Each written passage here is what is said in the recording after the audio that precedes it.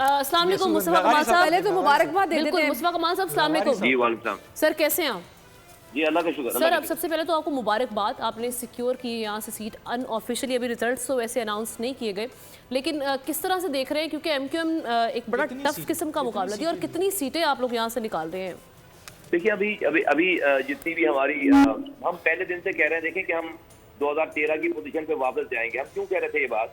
क्योंकि 15 सालों में डेफिनेटली प्रोविंशियल गवर्नमेंट ने को डिलीवर किया नहीं है। यहाँ पे इमरान खान साहब की पीटीआई रही है, उन्होंने भी कुछ नहीं डिलीवर किया। आखिरी लेगेसी जो है काम की हमारी थी, लोग बहुत परेशान थे यहाँ पे। फिर हम यूनाइटेड नहीं थे, हम हमारा स्प्लिट हुआ था, हमारा मर्जर हुआ है। उसके बाद हमारी जो भी टेरिंग प्रॉब्लम थी उसको हमने रिजॉल्व करके हम एक बहुत ही स्ट्रॉन्ग, बहुत मुत्तहिद एमक्यूएम बने, और हमने कारकुनों को मुत्तहिद किया। फिर हमने बड़े बड़े शोज किए यहाँ पर कराची में, और आखिरी शो हमने जो कराची का किया वो 21 जनवरी को, that was our test case. और उसमें हम अल्लाह ताला ने हमें सुरखरू किया और लोगों ने फैसला दिया। और फिर ये जिस तरह से मेहनत हुई, और देखेंगे इस शहर में 3 महीनों में इस इलेक्शन कैंपेन में हमारे 6 साथियों को गोलियां मारकर उनको शहीद किया गया, और वो यूनिट इंचार्ज हमारे गए लास्ट, जो जिनकी डेथ हुई। लेकिन लोगों ने सब्र से काम लिया, और आज लोगों ने बहुत बड़ी तादाद में लोग निकले। और नॉन ट्रेडिशनल वो सीट, 2 सीटें मैं आपको कहूंगा, NA 235 और NA 242, वहां जहां पर नॉन उर्दू स्पीकिंग एरियाज हैं। और NA 242 से मैं खुद कैंडिडेट था, और वहां पे एमक्यूएम लास्ट टाइम हारी थी इलेक्शन। लेकिन मुस्तफा साहब, अभी जो सिचुएशन है, क्या इसके पीछे फैक्टर्स इन्वॉल्व हैं कि नताइज इतने डिले क्यों हो रहे हैं, सुस्तरवी का शिकार क्यों है? आप इसकी वजह क्या समझ रहे हैं? देखिए, एक तो हमें बहुत ज्यादा प्रॉब्लम हुई है, ये जो सारा आज ये नेटवर्क बंद हुआ है, कम्युनिकेशन सिस्टम बंद हुआ है सारा, हमारे जितने ऐप्स थे वो नहीं चले। हमने जितनी जो है वो डिजिटल हमने एप्लीकेशन बना रखी थी, वो सब नहीं चली। लोगों को बहुत दुश्वारी हुई, और कम्युनिकेशन में बहुत दुश्वारी हुई, राब्तों में बहुत दुश्वारी हुई।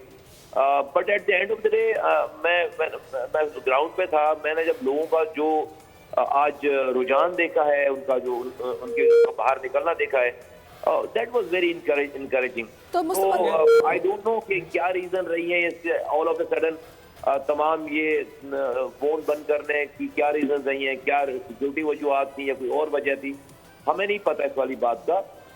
इस वजह से दुश्वारियां यकीनन हुई हैं।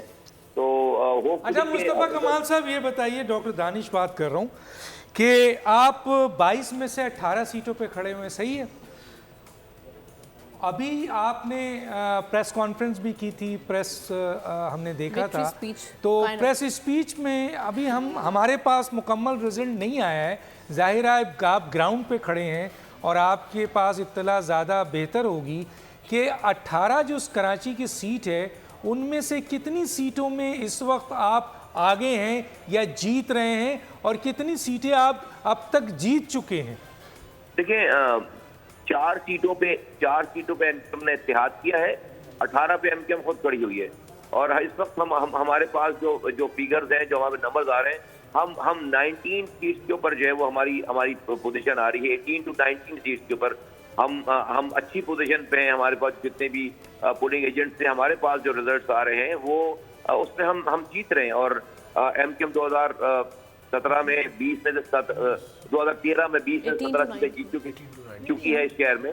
और हमारा यही एम था कि हम 2013 की पोजीशन पे वापस जाएं। तो इंशाल्लाह ताला अल्लाह ने चाहा। मुस्तफा कमाल साहब, जरा मुझे मेरी तस्दीक कीजिए, कराची की मैं सीट पूछ रहा हूँ, 22 है, उसमें से 4 सीट पे आप नहीं खड़े हुए हैं, आपने इत्तेहाद किया है, तो अब 18 सीट होगी जो कराची की है। इसमें कितनी सीटों पे आप आगे हैं, जीत रहे हैं, और कितनी सीट अब तक जीत चुके हैं? मैं सिर्फ कराची की बात कर रहा हूँ। डॉक्टर साहब, हम तो कह रहे हैं, हमारे पास जो नंबर्स आ रहे हैं, जो कि अभी यकीनन जो है उसमें कुछ पोलिंग स्टेशन बाकी हैं, हम इस वक्त जो है वो 18 सीटों पे बड़े कंफर्टेबल हैं कराची।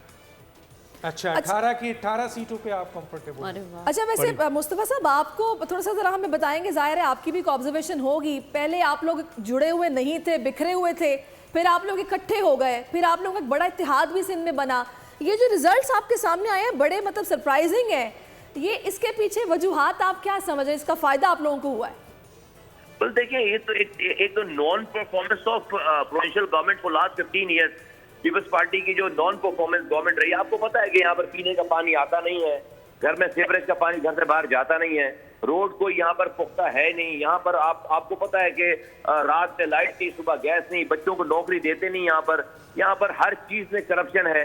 तो यहाँ दुनिया चांद पर जा रही है और यहाँ पर कराची में गटर में गिरकर बच्चे हलाक होते हैं, हम अभी गटर का ढक्कन लगा नहीं सके। ये वो तमाम चीजें हमने अपनी इलेक्शन कैंपेन में इसको इस्तेमाल किया है, लोगों को बताया है। फिर आखिरी लेगेसी काम की हमारी है। आखिरी दफा 2005 से 2010 तक ये शहर दुनिया के 12 तेजी से तरक्की करने वाले शहरों में हमारे दौर में, एमकेएम के दौर में ये गया है। आज ये दुनिया के 4 इंसानों के रहने की बदतरीन जगह है। और इवन के पीटीआई के जमाने में भी इस शहर को खातिर कुछ भी नहीं दिया गया, कुछ भी नहीं हमें मिला। तो ये दोनों बातें हम अपनी इलेक्शन कैंपेन में मुतवातर के साथ करते चले आए और लोगों ने इस पर एतमाद किया, लोगों ने, कारकुनों ने इस पर काम किया, लोगों ने इस पर एतमाद किया और हम समझते हैं कि हम इस जो अपनी पुरानी लेगेसी है काम करने की, हम उसे रिपीट करेंगे इंशाल्लाह। अच्छा, ये एक रिजल्ट के, क्योंकि हम देख रहे हैं इलेक्शन कमीशन के आज के किरदार के बारे में, जब भी देखते हैं कि जैसे ही वोटिंग का अमल हो जाता है उसके बाद भी कुछ जमातों के तहफ़्फ़ुज़ात सामने आते हैं और उसके बाद भी कहा जाता है, तो आज किरदार इलेक्शन कमीशन के, उससे आप वो ठीक रहे हैं कि अभी तक नहीं? हमारे 2 साथियों को गोलियां लगी हैं, आज भी गोलियां लगी हैं, 2 साथियों को गोलियां लगी हैं, हमारे साथियों के सर फटे हैं आज भी। अच्छा। आपको पता है 3 माह में 6 साथी हमारे शहीद कर चुके हैं। आज आपने देखा कि एक कैंडिडेट, एक नुमाइंदे हैं, एक कैंडिडेट थे, वो बाकायदा उनकी वीडियो है कि वो किस तरह से वो अपने साथ गुंडों को लेकर जो है वो इलेक्शन पोलिंग स्टेशन में दाखिल हो रहे हैं। तो ये सब कुछ जो हुआ ना, इलेक्शन कमीशन ने क्या किया इन तमाम चीजों के ऊपर, हमारे साथियों की शहादत पे इलेक्शन कमीशन ने क्या किया है। और हम 1.5 साल से बोलते चले आ रहे हैं कि भाई आपने जो लोकल गवर्नमेंट के इलेक्शन कराए हैं, यहाँ पर आपने सियासी पार्टियों के लोग लगा रखे हैं। आपने देखा लोकल गवर्नमेंट के जमाने में कि डाकू आते हैं और इन अंदरूनी सिंध से पोलिंग स्टेशन से डब्बे उठाकर ले जाते हैं, शाम 5 बजे छोड़ जाते हैं और अंदर से जीतने वाली पार्टी के वोट निकलते हैं वहां से। तो ये ठीक नहीं है। हम ये इन बातों को करते चले हैं। हमारे पैनलिस्ट हैं ज़ाहिर शाह शिराज़ी साहब सवाल करना चाह रहे हैं। मैं ज़ाहिर शाह शिराज़ी बात कर रहा हूँ। मैं पूछना ये चाह रहा था कि जो इलेक्शन कमीशन ने इस दफ़ा इलेक्शन, ठीक है कि लाइन ऑर्डर का इशू होगा, आप के कारकुन जो है वो ज़ख्मी हुए, लेकिन ओवरऑल आप समझते हैं कि इस दफ़ा का 2024 का इलेक्शन, जिसके बारे में बड़ी जो है वो स्पेकुलेशंस थी कि शायद ट्रांसपेरेंट नहीं होगा, इंजीनियर्ड है, आप समझते हैं एमक्यूएम एज अ पार्टी इनको फेयर एंड ट्रांसपेरेंट इलेक्शन करार दे सकती है? वेल, मैं फेयर एंड ट्रांसपेरेंट बिल्कुल तो नहीं। इलेक्शन से पहले आज के दिन यकीनन लोगों ने वोट डाला, लोगों को वोट डालने का मौका मिला, लेकिन इलेक्शन से पहले के जो इक़दाम होते हैं मैं उससे मुतमईन नहीं था। हाँ, आज लोगों को वोट डालने का मौका मिला, एनवायरमेंट ठीक ठाक चीजें थी और लोगों ने वोट डाला, लेकिन इससे पहले वाले हालात सर ठीक नहीं थे। और मैं इससे जो है वो डिसएग्री करता हूँ इस वाली बात से कि इलेक्शन सिर्फ इलेक्शन डे वाले दिन नहीं होता, उससे पहले भी आपको इलेक्शन के हालात जो है वो ठीक करने होते हैं। अगर खुदा न खास्ता हमारे साथियों की शहादत पे कराची में इसका रिएक्शन होता, चीजें होती है, तो कहाँ जाती? हमने अमन के लिए बड़ी कुर्बानी दी है शहर में। अच्छा, अभी एक ट्रेंड चल रहा है। मुस्तफा कमाल साहब, एक चीज और पूछना चाह रहा था कि वैसे कराची के अंदर आपको टर्न आउट, आपकी कैलकुलेशन के मुताबिक अब तक जो आपके पास फिगर्स हैं, टर्न आउट कितना रहा? और दूसरा एक इसके साथ ही मैं ये पूछना चाहूँगा कि फ्यूचर आप कैसे देख रहे हैं कि आप पीपल्स पार्टी के साथ जा सकते हैं, या अगर कोई सेंटर के अंदर हुकूमत बनती है कोई भी, तो कोलिशन में आप किसको प्रेफर करेंगे, पीएमएलएन को,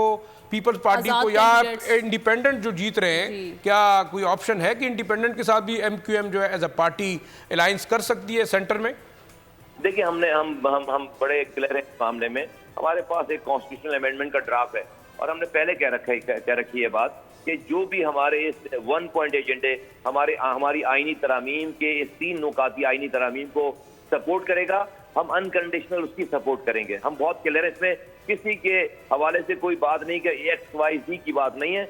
जो भी हमें इख्तियारात और वसाइल वज़ीर आला हाउस से निकाल कर हमें लोगों के डोर स्टेप पे लाने में मदद करेगा, पूरे पाकिस्तान के लोगों की, हम उसके साथ खड़े। अच्छा, इस सवाल का भी जवाब दे दीजिएगा मुस्तफ़ा कमाल साहब। ये जो अभी हम देख रहे हैं, एक चूँकि अभी तो वैसे गैर हतमी गैर सरकारी नताइज सामने आ रहे हैं, लेकिन एक ट्रेंड जो सामने आ रहा है वो आज़ाद कैंडिडेट्स का आ रहा है, उसको किस तरह से देख रहे हैं जो इतनी बड़ी तादाद में अभी तक सामने आया है? अच्छा, मैं बहुत ज़्यादा to be very honest follow नहीं कर सका हूँ चीज़ों को, तो मैं फील्ड पे था तो मेरे पास नंबर्स एग्जैक्टली नहीं है कि कितने आज़ाद, लेकिन हाँ मेरे पास इत्तला जरूर है कि बहुत बड़ी तादाद में आज़ाद उम्मीदवार जो है वो जीत कर आए हैं। तो अच्छा, वैसे मुस्तफा साहब, आप लोगों का मुकाबला था किससे? क्योंकि एक एमक्यूएम लंदन से भी कुछ उम्मीदवार खड़े हुए जिन्होंने शायद फोकस उनका आप लोगों की तरफ ही था कि भाई आपके वोट बैंक को डेंट डालना है, लेकिन वो खैर उस तरह कामयाब नहीं हो सके। वो आपने किस तरह देखा है मामला सारा? वेल हमने इसके ऊपर बहुत ज्यादा तवज्जो टू बी वेरी ऑनेस्ट दी नहीं है, और हमें पता था कि उससे एक नाम के अलावा कुछ और है नहीं, और अच्छा हो गया कि ये वाला जो बुखार था ये भी जो है वो उतर गया कि भाई लंदन जो है वो हेलो आपकी आवाज आएगी या वो कैंडिडेट खड़े होंगे तो वो मसला पैदा कर देंगे। बहुत सारे लोग इस वाली बात पर नहीं मानते थे, आज ये वाली बात भी हमेशा के लिए जो है वो खत्म हो गई। तो हमारा मुकाबला डेफिनेटली हमारे माजी से था, हमारी अपनी कारकर्दगी और लेगेसी से। अदरवाइज काम के हवाले से तो कोई हमारा मुकाबला किसी से नहीं है। पीपल्स पार्टी ने कुछ ऐसा नहीं किया कि हमसे वो मुकाबला कर सकते। लेकिन जो व्यूज थे ना आप लोगों के मुस्तफा साहब, जिस तरह हमने देखा माजी में ये पीछे पीडीएम वेंचर जब बना तो लोगों ने बड़ी तनकीद की कि जिन लोगों के साथ ये सूबे में नहीं है उनके मुखालिफ हैं, वफाक में उनके साथ बैठे हुए हैं, इन्होंने क्या मिलकर काम करना है, क्या काम कराना है, इनकी वर्किंग कोऑर्डिनेशन ही ना बन पाई, तो ये आगे चलकर फिर क्या हालात बनेंगे? देखिए पीपल्स पार्टी पीटीआई के डेफिनेटली के पास सोशल मीडिया बहुत स्ट्रॉन्ग था है, वो उनको उनकी हुकूमत के खिलाफ खड़े हुए थे तो को छोड़ी थी, उनकी हुकूमत गिरी थी, तो ये उन्होंने ये वाली बात करी थी कि हम पीपल्स पार्टी के साथ नहीं थे वफाक में, हम EMLN के साथ थे, बल्कि पीपल्स पार्टी के साथ हम ऑपोजिशन में थे यहाँ पे। और आपको याद हो कि सेंसस में पीपल्स पार्टी के एन्यूमरेटर्स ने, उनके DCs ने 73 लाख लोग जो है वो गायब कर दिए थे, लापता कर दिए थे, और फेडरल गवर्नमेंट में होने की वजह से हमें जो एक्सेस मिला वजीर आजम के साथ, और उन्होंने 5 दफा डेट बढ़ाई, उन्होंने डेट खत्म होने के बाद 73 लाख लोगों को बाजियाब कराए। एक सीट कराची की बढ़ी, 3 MPA की सीट बढ़ी, 1 MNA की सीट बढ़ी।